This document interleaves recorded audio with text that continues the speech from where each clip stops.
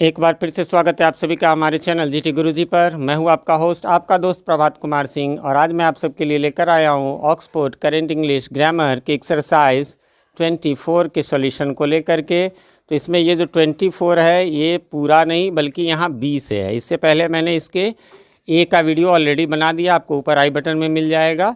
वैसे इस वीडियो के लास्ट में भी जो है वो आपको आ जाएगा, तो ऊपर अभी आपको दिख रहा होगा, है ना। तो ये 24 का बी है, चूँकि बहुत बड़ा हो जाता वीडियो, उसमें 25 क्वेश्चन थे। इस बी पार्ट में भी जो है वो आपको 20 क्वेश्चन। हाँ, इसके बाद फिर मैंने सी और डी का बनाया है, और फिर उसके बाद ई और एफ का बनाया है। उसका भी लिंक आपको आई बटन में और डिस्क्रिप्शन में मिल जाएगा। करना क्या है इसमें देख लीजिए। तो री right the following sentences using the infinitives. Infinitives आप जानते हैं दो प्रकार के होते हैं, 2 + V1 करके, और दूसरा होता है बेयर इन्फिनेटिव जो सीधा बिना टू के होता है, विदाउट टू होता है। तो जो ING वाला जो वर्ड है जनरली वो सबको हम टू में लिख सकते हैं, तो वैसा ही है। वॉकिंग इज़ एन एक्सरसाइज, इसको हम लिख सकते हैं to walk is an exercise. इसी को रीराइट, ऐसे रीराइट का मतलब तो दोबारा लिखना है, यानी वो इन्फिनेटिव्स के साथ। Finding faults is easy, finding का अर्थ फिर वैसे ही चेंज कर लेंगे, ये वर्ब है, क्योंकि वर्ब चाहिए ही चाहिए और किसी का नहीं हो सकता। To find faults is easy. Third है earning money is not easy. फिर अर्निंग वर्ब है आपका, तो इसमें 2 + V1 बना सकते हैं। To earn money is not easy. बढ़ेंगे आगे क्वेश्चन नंबर 4 की तरफ। इसमें दो वर्ब है आपको, और इसलिए दोनों में हम लोग जो है वो 2 + V1 कर सकते हैं। एक तो सीइंग है और एक बिलीविंग है, तो यहाँ पर हो जाएगा to see is to believe. अगला है saying is easy but doing is difficult. To say is easy, saying का से कर दिया। To say is easy but to do यानी डूइंग का टू डू इज़ डिफ़िकल्ट। लेकिन यहाँ 5 तक तो आपको एक पैटर्न पे था, 6 में थोड़ा सा अलग हो गया। He is so weak that he can not fight. तो ये आपको रिमूवल ऑफ टू एक अलग से एक्सरसाइज आता है, उसके वीडियोस भी मैं बनाने जा रहा हूँ। तो उस चैप्टर का ये है, आपने पढ़ा ही होगा। तो उसमें जो है क्या होता है, he is so weak that he can not fight. तो ये इसका क्वेश्चन सब, यहाँ तो आंसर है, लेकिन एक्चुअली उस चैप्टर के अंतर्गत यानी रिमूवल ऑफ टू के अंतर्गत आपको इस प्रकार से बनाना रहेगा। ये क्वेश्चन ये रहेगा, he is too weak to fight, है ना। यहाँ पर रिमूवल ऑफ टू है, यानी कि जो है इस टू को जो है हटाना रहता है, तो उसके लिए आंसर यही हो जाएगा, है ना। तो इसमें समझिए कि आंसर ही क्वेश्चन है, क्वेश्चन ही आंसर है। फिर है 7 नंबर। 7 कहता है praising all alike is praising none, यानी सबकी प्रशंसा करना, किसी की प्रशंसा नहीं करना। भाई जो बेहतर है उसको कहेंगे ना, ऐसे नहीं आप सब ठीक हो तो फिर तो वही वाली बात हो गई। इसलिए ऐसा कहा गया to praise all alike is to praise none, है ना। तो प्रेजिंग और प्रेजिंग दोनों जगह था, टू प्रेज हो गया। She promised that she would help me, है ना। फिर यहाँ बिल्कुल अब अलग हो गया, सी प्रॉमिस्ड। अब करेंगे किसका, या तो इसका कर सकते हैं वर्ब का ही, तो 2 + V होना था, या फिर हेल्प का।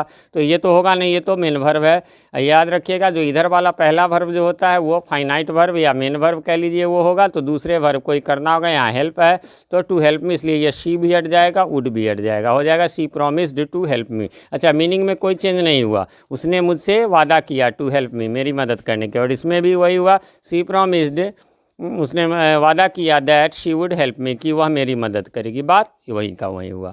आई was surprise when I heard the news, तो क्या हो गया, I was surprise to hear the news. हाँ, वर्ब तो यही है, टू हियर द न्यूज़। फिर है we expect that we shall win the match, तो we expect to win the match. ये सब इस प्रकार से थोड़े से, ये आपको एक तरह से स्ट्रक्चर हो गया, इसकी प्रैक्टिस आपको करनी चाहिए, है ना। ऐसा नहीं है कि मतलब कोई खास स्पेशल रूल इसके लिए है। फिर आपको 11 नंबर में I hope I shall meet you again, तो वही I hope to meet you again, पहला वही, दूसरा वर्ब मीट है। तो यानी उसको लगाने पर ऐसे भी इसको यदि आप बनाना चाहेंगे तो एक चीज़ इसमें गौर करेंगे, यदि आप उसको बनाना चाहेंगे तो मतलब टू लगा करके फिर आप देख लीजिए, उसके अलावा जो है आपको ज़रूरत नहीं पड़ेगी और शब्दों की। जैसे आई होप किस चीज़ के लिए, तो टू मीट यू, है ना, अगेन, है ना। तो अपने आप ये आई और शैल हट गया। I worked hard that I might win the scholarship, तो I worked hard to win scholarship। फिर है the chairman was the first man who arrived at the meeting, the chairman was first man to arrive at the meeting, है ना। who arrived की जगह to arrive at the meeting। अगला है they say that he is very rich. अब ये बिल्कुल थोड़ा सा अलग हो गया, है ना, क्योंकि अब इसमें सोचिए, ऐसे भी सोचिए, दे से तो पहला से का तो होगा नहीं, दूसरा वर्ब हमको मिलेगा नहीं। जब ऐसी परिस्थिति हो तो इसको पैसिव वॉइस वाले रूल पर बनाएंगे। She is said to be very rich, है ना। सो यहाँ पर एक मिस्टेक हो गया है, क्वेश्चन में ही है तो यहाँ पर भी ही होगा। मैं इसका स्क्रीनशॉट ले लेता हूँ, यहाँ पर ही लिख देता हूँ। He is said to be very rich, आपके बुक में भी दिया हुआ है ना, ऐसा एग्जाम्पल आप चाहे तो वहाँ से भी देख सकते हैं। आगे बढ़ेंगे क्वेश्चन नंबर 15 की ओर। The conductor stood at the gate, conductor जो है गेट पर खड़ा हुआ, so that he might check the tickets, ताकि वह टिकट चेक कर सके। हो जाएगा the conductor stood at the gate to check the tickets, है ना। तो यहाँ पर जो है चेक है तो यहाँ पर टू लगा के हमने बना लिया। बढ़ेंगे आगे और अगला है 16 नंबर। और 16 नंबर में कहता है कि it seems that he is a thief, है ना। तो इट सीम्स, अब यहाँ पर भी जो है तो लगेगा कि भाई ये, हाँ बिल्कुल, तो ये एक एक पर ऐसे 5-5 7-7 आप प्रैक्टिस कर लेंगे तो आपके लिए इजी हो जाए, क्योंकि फिक्स रूल इसके लिए नहीं है। तो ही सीम्स टू बी है, जब जहाँ कोई वर्ब नज़र नहीं आता, यही पहला वर्ब इसमें है, दूसरा वर्ब है ही नहीं, तो उसमें जो आप देख रहे हैं पैसिव वॉइस की तरह ही लगता है, he seems to be a thief. फिर है he was sorry when he heard the sad news, तो he was sorry to hear, तो यहाँ तो वर्ब था ही, टू हियर द न्यूज़। फिर है do you understand what you have to do, क्या तुम समझते हो, क्या तुम जानते हो, what you have to do, क्या तुम्हें क्या करना चाहिए। यहाँ भी देखिए do you understand watt to do, क्या करना है, तो वाट टू डू से भी हमारा ऐसे ही चल जाता है। आगे बढ़ेंगे हम लोग अभी, और अगला है 19 नंबर। 19 नंबर में कहता है she was told that she must not dirty her frock, dirty यहाँ वर्ब के रूप में हुआ है, हो जाएगा she was told not to dirty, जब नॉट रहे तो नॉट टू होता है, टू डायरेक्ट ना होकर के, not to dirty her frock.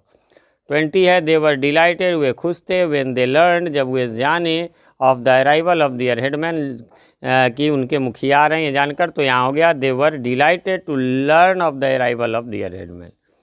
तो बी में जो है वो आपको इतना ही था, है ना। फिर अब जैसा कि मैंने बताया, अब आगे आपको सी का और डी का रहेगा, फिर उसके बाद आपको ई का और एफ का रहेगा, ठीक है। तो उसमें फिर 25-25 हो जाएंगे, 20-25 ठीक रहता है, ताकि एवरेज वीडियो जो है 7-8-9 मिनट के हो जाए। बहुत बड़ा जो है वो लोगों को बोरिंग होने लगती है, और एक एक करके आप बनाएं, हर एक में पैटर्न भी अलग अलग है। इसी प्रकार के ग्रामर और ट्रांसलेशन के वीडियोज़ आप देखना चाहते हैं और आपने हमारे चैनल को अभी तक सब्सक्राइब नहीं किया है, या चैनल पर नए हैं तो चैनल को सब्सक्राइब कर लें और साथ में नोटिफिकेशन बेल में ऑल को प्रेस कर दें, जिससे कि हमारे आने वाले वीडियोज़ सबसे पहले आप तक पहुँच सके और पहले के वीडियोज़ आपको ढूंढने में आसानी हो।